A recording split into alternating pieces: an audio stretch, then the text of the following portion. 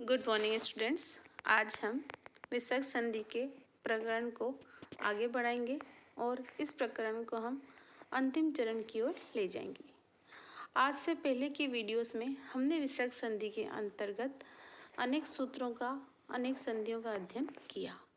सबसे पहले हमने सत्व संधि का अध्ययन किया, जिसके अंतर्गत विसर्जनीय से तथा वाशरी इन दो सूत्रों का अध्ययन।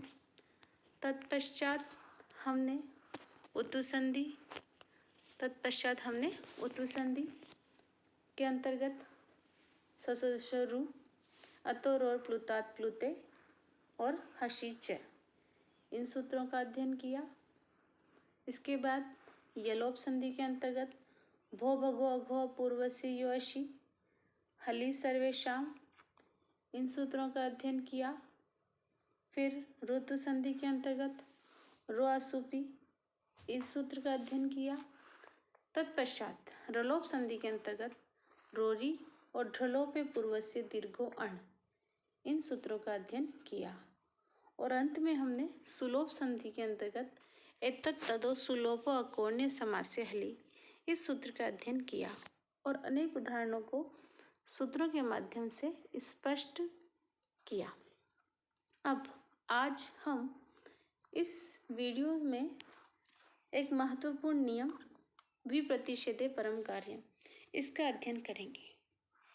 वैसे तो ये कोई सूत्र नहीं है, ये केवल एक नियम है, लेकिन इस नियम के द्वारा पूछे जाने वाला उदाहरण अत्यंत महत्वपूर्ण है। प्रायः सभी एग्जाम्स में उसे पूछा जाता है, इसलिए इस उदाहरण का अध्ययन करना अत्यंत आवश्यक है और समझना भी अत्यंत आवश्यक है। मैं कोशिश करूँगी कि आपको ऑनलाइन माध्यम से ये उदाहरण समझा सकूँ। फिर भी आपको कोई समस्या हो तो आप मेरे कमेंट बॉक्स में जाके मुझे लिख सकते हैं कि आपको इसे समझने में कहाँ समस्या है। देखिए, इससे जो रूप बनता है वो बनता है मनोरथ। मनोरथ शब्द की रूप सिद्धि में यह नियम कार्य करता है। यह नियम है विप्रतिषेधे परम कार्यम।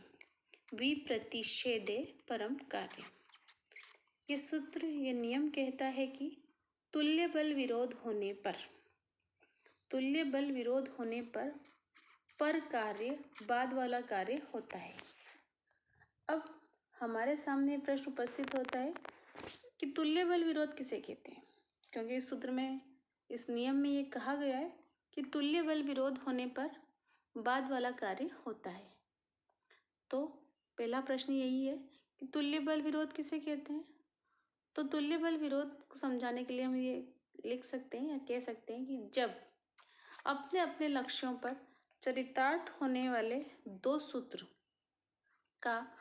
सूत्रों का एक ही लक्ष्य में समावेश हो, मतलब जब दो सूत्र एक ही स्थिति में कार्य करें, समावेश होने पर तुल्य बल विरोध कहते हैं। मतलब जब दो सूत्र एक ही स्थिति में लगते हैं तो उसे हम क्या कहते हैं, तुल्य बल विरोध कहते हैं। तात्पर्य यह है कि जब दो सूत्र एक ही परिस्थिति में अपना अपना कार्य दर्शाते हैं तो उसे तुल्य बल विरोध कहा जाता है। ठीक है। अब ये मात्र पारिभाषिक शब्दावली पढ़ने से हमारे समझ में नहीं आएगा, हम इसे एक उदाहरण के माध्यम से स्पष्ट देखते हैं। देखिए, मनस प्लस रथ। जब हम मनोरथ शब्द की रूप सिद्धि करते हैं तो हमारे सामने सबसे पहले संधि विच्छेद उपस्थित होता है, मनस प्लस रथ। इस स्थिति में स जुशो रु, इस सूत्र से स के स्थान पे रु आदेश हुआ, तब मन, रु और रथ ऐसी स्थिति हुई। रु में उ का अनुबंध लोप होने पर मन, र और रथ ये स्थिति हुई। यहाँ तक मुझे लगता है कि आप सबको स्पष्ट रूप से समझ में आ गया होगा। देखिए, स के स्थान पे रु, ससुर रु सूत्र से हुआ और अनुबंध लोप होकर मन, र और रथ यह स्थिति हुई। अब इसके आगे इस स्थिति में जब म, न, र, रथ इस स्थिति में यह पहुंचा, तब दो सूत्र हशीच, इससे र को उ प्राप्त था। र को क्या प्राप्त था? उ। तथा रोरी, इस सूत्र से र का लोप प्राप्त था। तो ये दो सूत्र हमें यहाँ पर प्राप्त थे। ठीक है, कि मनर हसी जैसे र को उ प्राप्त था और रोरी से र का लोप प्राप्त था। तो ये दोनों सूत्र एक ही स्थिति में लग रहे हैं, अतः यहाँ पर तुल्य बल विरोध है। ठीक है, अब हसीचा कैसे प्राप्त था? कि रू को उ आदेश होता है यदि पहले अ हो, आ हो तथा बाद में हश प्रत्याहार हो। तो यहाँ पर र से पहले अ है मन का और बाद में हश प्रत्याहार में परिगणित होने वाला र वर्ण है, अतः हमें हसीचा से उ प्राप्त है। और रोरी से र का लोप इसलिए प्राप्त है कि रेफ के बाद में रेफ है, अतः हमें रेफ का लोप प्राप्त है। अगर अब हम यहाँ पर रोरी सूत्र से रेफ का लोप कर देते हैं तो हमने लोप कर दिया, तब मन और रथ ऐसी स्थिति हो जाएगी। और ढ्रलोपे पूर्वस्य दीर्घो अण, जो सूत्र हमने पिछली प्रलोप संधि में पढ़ा है कि जहाँ पर र का लोप होता है उससे पहले वाले अ को, ई को और उ को दीर्घादेश हो जाता है। तो यहाँ पर भी अ को आ दीर्घादेश हो जाएगा, जिससे मनारथ रूप सिद्ध होगा। अब रोरी से यदि हम लोप करते हैं तो मनारथ रूप बनता है, और हसीचा से रूप उ करते हैं तो मनोरथ रूप बनता है। अब हम ऐसे दोराहे पर खड़े हैं कि जहाँ से हम किधर जाएं, हसीचा लगाएं या रोरी से र का लोप करें। अब हमने सबने मनोरथ रूप सुना है, तो सुनने के नियम के अनुसार तो आप हसीचा लगा के र को उ कर दोगे, लेकिन तार्किक नियम तो ये कहता है कि दोनों ही सूत्र प्राप्त हैं। हमने रोरी क्यों नहीं लगाया, मनारथ क्यों नहीं बनाया, हमने मनोरथ ही क्यों बनाया? तो इसका उत्तर ये है कि देखिए, जैसा कि हमने इस नियम में पढ़ा है कि तुल्य बल विरोध वाला कार्य होता है, तो तुल्य बल विरोध जब होता है तो बाद वाला कार्य होता है। तो इस स्थिति में तुल्य बल विरोध होने पर विप्रतिषेधे परम कार्य, इस सूत्र की सहायता से र का लोप प्राप्त हुआ। और ये सूत्र भी यही कहता है कि बाद वाला कार्य होना चाहिए। तो बाद वाला सूत्र कौन सा है, हसीचा या रोरी? अब ये हम कैसे पता लगाएंगे? तो जब हम लघु सिद्धांत कौमुदी पढ़ते हैं तो वहाँ पर सूत्रों की संख्या लिखी होती है, उससे हमें पता लगता है कि पहले पूर्व वाला सूत्र कौन सा है और बाद वाला सूत्र कौन सा है। यहाँ पर रोरी सूत्र बाद वाला है और हसीचा पहले वाला है। अब तो फिर हमें रोरी सूत्र लगाना चाहिए था और मनारथ शब्द बनाना चाहिए था, क्योंकि बाद वाला सूत्र तो कौन सा है, रोरी वाला। परंतु यहाँ पर भी हमने पहले एक सूत्र पढ़ा है, पूर्वत्र असिद्धम। ये सूत्र ये कहता है कि त्रिपादी के सूत्र पूर्व शास्त्र की दृष्टि में असिद्ध होते हैं। तात्पर्य यह है कि अष्टाध्यायी में 8 अध्याय हैं, अष्टाध्यायी में 8 अध्याय हैं और हर अध्याय में 4 पाद हैं। ठीक है, अष्टाध्याय में कितने अध्याय हैं, 8, और हर अध्याय में 4 पाद हैं।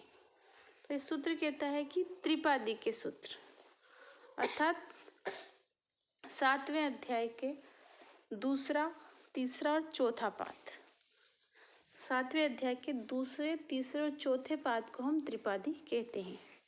कि जो सूत्र त्रिपादी में आते हैं उनको हम पहले वाले 7.25 अध्यायों की दृष्टि में असिद्ध मानते हैं। तात्पर्य यह है कि त्रिपादी के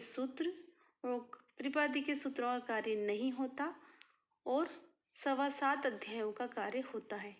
कहीं भी यदि ऐसी स्थिति बनती है कि जहाँ पे त्रिपादी के सूत्र एक तरफ होते हैं और 7.25 अध्यायों के सूत्र एक तरफ होते हैं, तो वहाँ पर हम त्रिपादी के सूत्रों को 7.25 अध्यायों की दृष्टि में असिद्ध समझते हैं।